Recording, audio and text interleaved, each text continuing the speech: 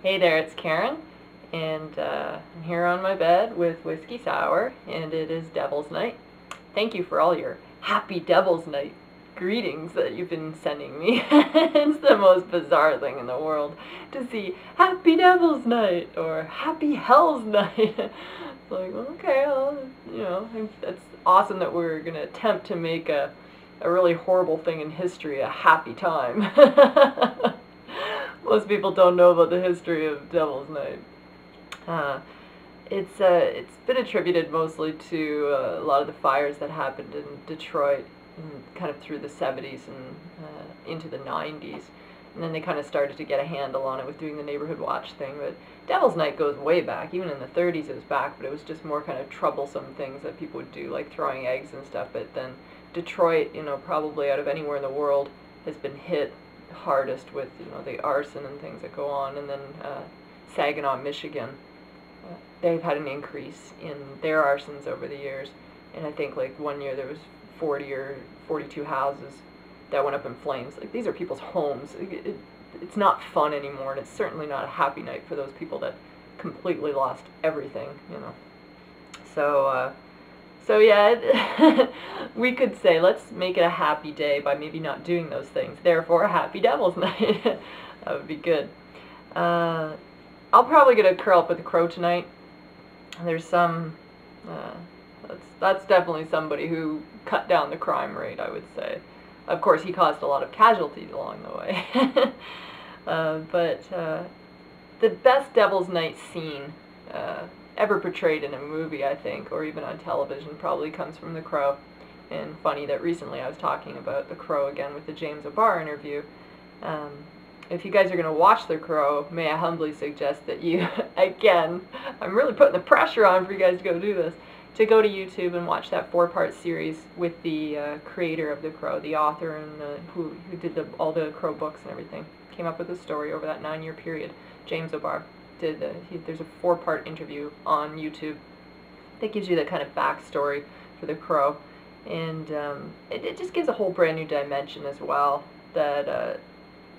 This dimension that adds to an already classic film.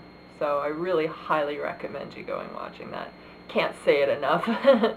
But I'm going to probably curl up and just watch that tonight. And it's always good. I have the collector's DVD that has the James O'Barr interview right on it. That's where I originally saw it.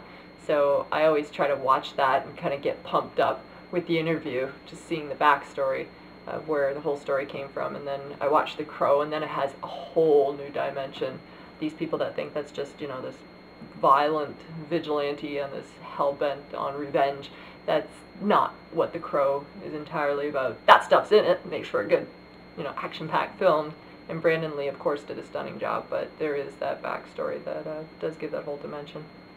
And it's a love story, it really is a love story. Somebody's completely brokenhearted. So, I'm not going anywhere this weekend. Los Angeles is, as I've mentioned, has a very high rate of drunk drivers on it. And because the city's so spread out, it's like the people have to drive from one end of the city, or they go from North Hollywood to Beverly Hills, or wherever they're going.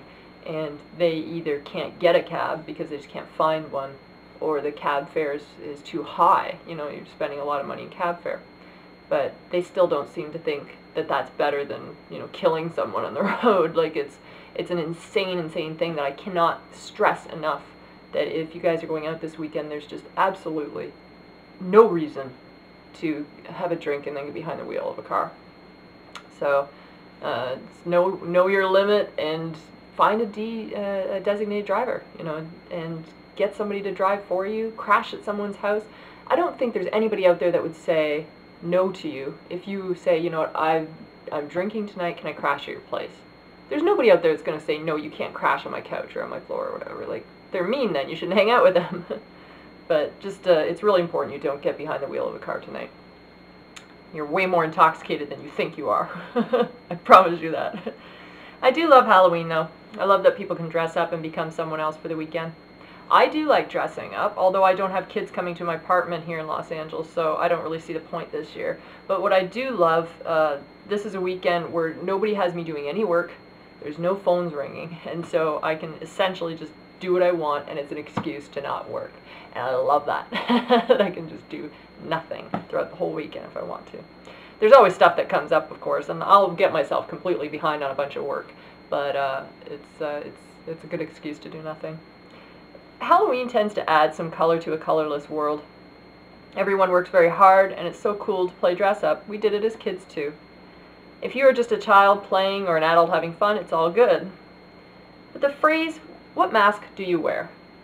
kind of came to mind. And I was thinking about the people we pretend to be on a daily basis, and the character we choose who gets us through the grind of every day, whatever mask we put on that day. Sometimes the mask is a subservient wife, a silent child, or a robot husband. I think being a zombie is a popular costume that we wear every day. I mean, yeah, you see people on Halloween wearing it, but being a zombie is something that I see is probably the most popular costume I see society wearing every single day of their life. They get up in the morning and dress up as a zombie. You simply move ahead in life, finding food, working, driving. That's kind of not like the I see dead people, but it's close. Behind the mask of the wife, the child, and husband are usually more masks. The subservient wife has another mask, which is the zombie. She goes from the washer to the dryer to the kitchen to the bedroom to the store, back home, showing little or no emotion. The child zombie, there's a mask on underneath that one too. He stays in his bedroom, listens to music, watches movies, says nothing to anybody. The robot husband jumps in the shower, goes to work, comes home, cracks a beer, and has no clue what happened in his day. These masks are covering up the bigger monsters that are underneath that layer of mask.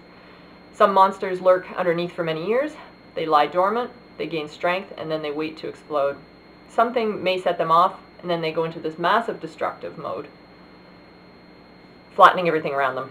Nobody sees them coming because they are hidden well, or they hide it well. I had to peel off my layers one mask at a time, or just one layer of a mask at a time. I had so much anger and frustration building, and I didn't want to show anybody what that was. Had I just ripped them all off at once, it would have just exposed one ugly sleeping giant. Halloween should not be, or it should be the only time, that we pretend to be someone else, unless we're just playing or acting. Yet every day we are pretending to be something that doesn't make for a fun costume. These masks are hiding our true spirit, not enhancing it. How many masks do you wear? Do you plan on removing them? Are you concerned it's going to be too ugly underneath? What is silencing you? What has stolen your spirit, and how can we get it back? For me, I had to deal with one layer at a time on each mask, at only one layer on the mask at any one given time. I also had to give myself permission to do that. I would celebrate the baby steps of digging down to the roots. So I signed off today saying, setting fire to my own masks, not the neighborhood. And the quote that I used is Eric Draven from The Crow. Is that gasoline I smell? Which is a scene where he's in the pawn shop. But in this particular case, is there something that we can do to just peel off these masks that we're wearing? Even if it's just one layer at a time. If all you can deal with today is getting rid of some front that you put up and coming to the truth of what you're feeling. I think that makes for, you made a big step in that day. And I've taken many, many years to do it, and that's okay if you can just allow yourself permission just to do it a little at a time, to address each issue that is causing you to hide from the world, one issue at a time, to be able to peel off that mask. I think we can do this all in baby steps. So I hope you guys have a really wonderful Halloween weekend. I hope you drive very safely.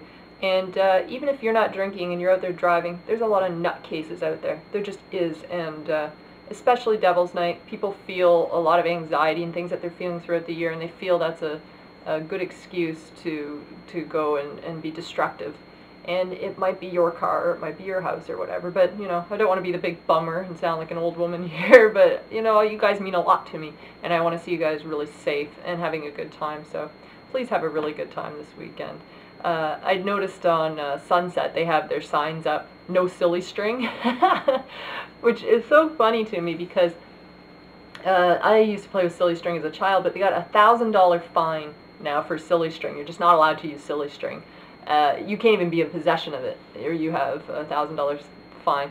And I think that's probably just they're doing that because the cleanup must be atrocious. But I kind of feel like, and I'm not telling you to go do it because there is a $1,000 fine, but I kind of feel like Sunset's kind of gotten kind of drab over the years and maybe needs some silly string. So whatever you do, guys, have fun tonight, and please, please be safe and have a very, very happy Halloween, all right? And I will talk to you again tomorrow. Rock on. Rock on, whiskey. Rock on.